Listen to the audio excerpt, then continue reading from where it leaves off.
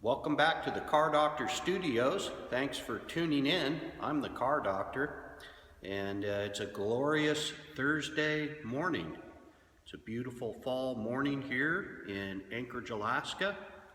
Took a little footage of the drive into work, and there's still a little bit of daylight around 7:45 a.m. But we're losing a lot of daylight, and pretty soon I'm going to be driving to work in pitch black, watching the northern lights overhead, and actually enjoy winter.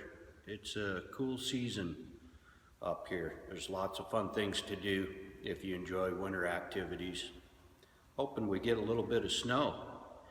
Anyway, this morning we actually have a Ford Expedition that had a misfire problem, and plugged in the scanner yesterday. Found a misfire on cylinder 7, did some more testing. It's over 80,000 mile vehicle. It's due for a tune-up. Unfortunately, this is the 3-valve engine, 5.4 Triton 3-valve with the little 2-piece spark plugs that are notorious for breaking off inside the engine. So any type of ignition system service could end up being a little more than you bargained for.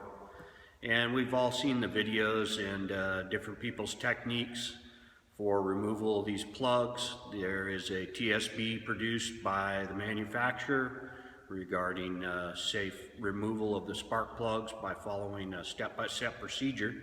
I've developed my own, and I thought I would make a quick video about the way I do it.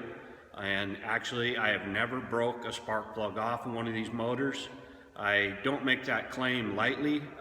This could be the day when plugs start busting off on me, and never say never, you know. So I don't take these lightly. I always inform the customer that there's a possibility that plugs can break off and require additional labor for removal. And anyway, I just wanted to outline my procedure for doing this. I think it's a time-proven method. I don't do a ton of these, but I've done a few and I've had great success. And basically it's my adaptation of the manufacturer outline procedure in the TSB produced by Ford. And on top of that, basically, I perform a fuel system cleaning, which I think helps remove the carbon from the end of the plugs and prevent that type of failure. So basically, and I'll put a link to my video where I use my OTC canister type fuel injection cleaning system and run it through the vehicle, removing this coil, and then after cleaning out the spark plug wells with compressed air, we fill up the spark plug well with PB blaster, and then rotate each spark plug less than a quarter of a turn, and leave it sit overnight. They recommend at least 15 minutes, and they also recommend that you don't try working the plugs out until the vehicle is fully cooled off. So I like to bring these in, give the customer a heads up. It's going to be a 2-day deal. Bring it in the afternoon, perform my cleaning, remove the coils, clean out those spark plug tubes, and then put your PB in there and just crack each spark plug a little bit and let it set overnight. It'll cool off. That'll give it a chance for the penetrant to go down there and free up any carbon deposits around the tip of that 2-piece spark plug that are left after you've done the cleaning process.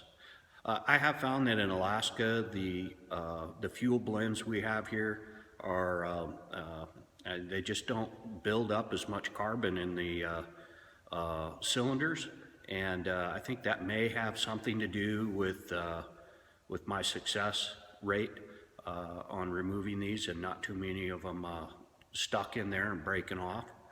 So that may play a part, but again, I think the fuel system cleaning is effective. I I've seen it work. I've watched fuel trims increase. I've seen carbon deposits go away.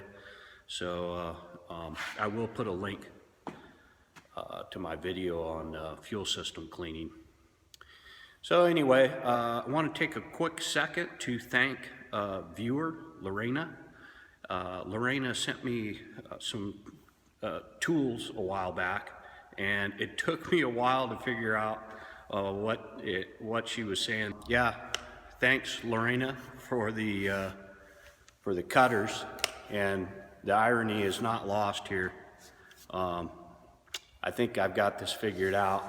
Lorena, I believe is Lorena Bobbitt, and I don't know if you remember her, but anyway, she split, from what I can tell, this new Lorena, the YouTube viewer name, is from Russia, and her name's Lorena Kachakakov, and I think I know what's going on here. Anyway, Lorena, thanks for the Ford tool. I know you're referring to using this before you do one of these jobs and rip the cock off on the hood latch as you're crawling back trying to remove number 4 cylinder spark plug back there stuck in the back. And these would be helpful. I'm gonna pass on that. I'm not gonna be using these in that way. My wife would be upset. So anyway, thank you so much. So I've done those services and backed out the spark plugs just about a quarter of a turn, no more than a quarter of a turn each. Let it set overnight with the PB blaster in the cylinders, and now I'm going to try to start pulling these spark plugs out, and let's see if we get them all out safely. That would be the plan, and that would be best. Let's see if we can get some spark plugs out. Let's see if we can get some spark plugs out.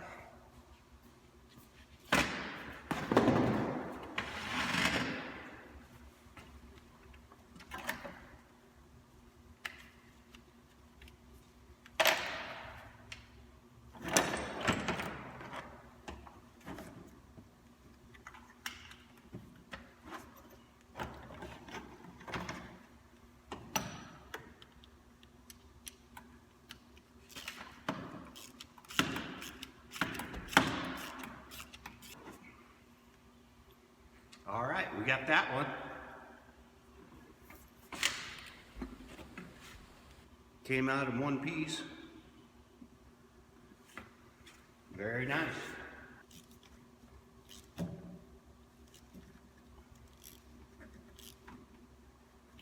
If you get a spark plug that feels a little bit tight on removal, then you want to work it back and forth without applying an excessive amount of torque. There's a point where the torque will break the end of the plug if it's beginning to seize in the around the end of the electrode. So if you just gently work it, you're working that penetrant down around the electrode and loosening the area where the carbon is built up.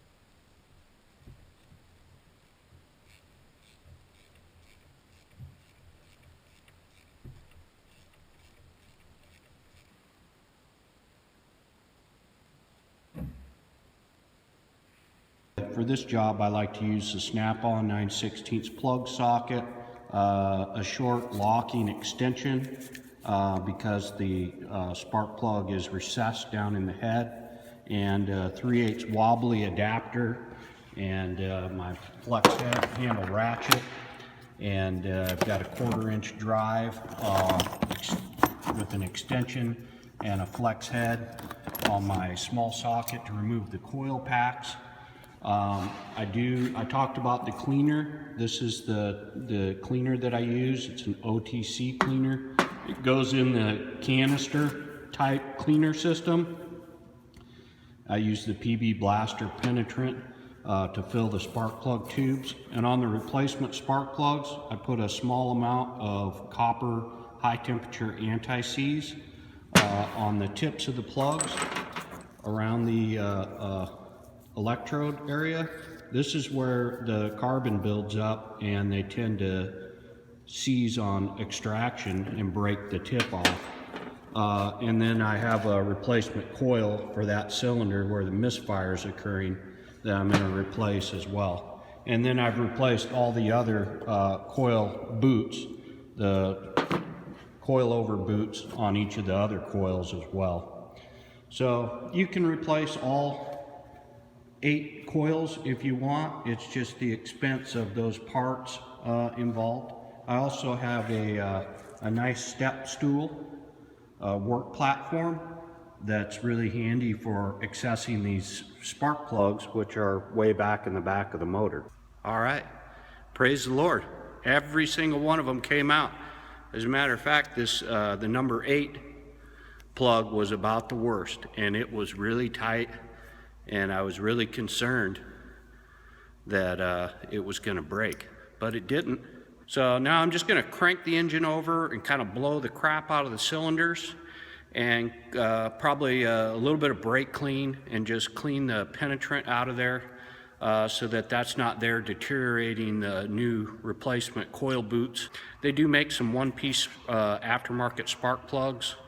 I think they're Champion, but I've had problems with those. I've had comebacks with misfire problems with defective plugs, and I don't recommend those. I just go with the Motorcraft spark plug, and that's okay if you use aftermarket coil boots and aftermarket coils. You know, worst case scenario, if one goes bad, it's not as labor intensive as removing the plug. You can just go to that coil and replace it, and you'll be good to go. You can replace all 8 coils if you want, but while you're in there, but you know, that gets expensive. I like being conservative. Unless you're driving to Alaska and you don't want to break down somewhere outside of Muskrat Dam in northern Ontario, which if you do break down there, I think I know someone who can help you out. Top-notch guy up there, pretty sharp. Anyway, I'm going to go ahead and put this thing back together and get it on the road. And I thank you for stopping by the Car Doctor Studios today and being part of my day. And I wish you good luck with your repairs. Have a good one. Take care.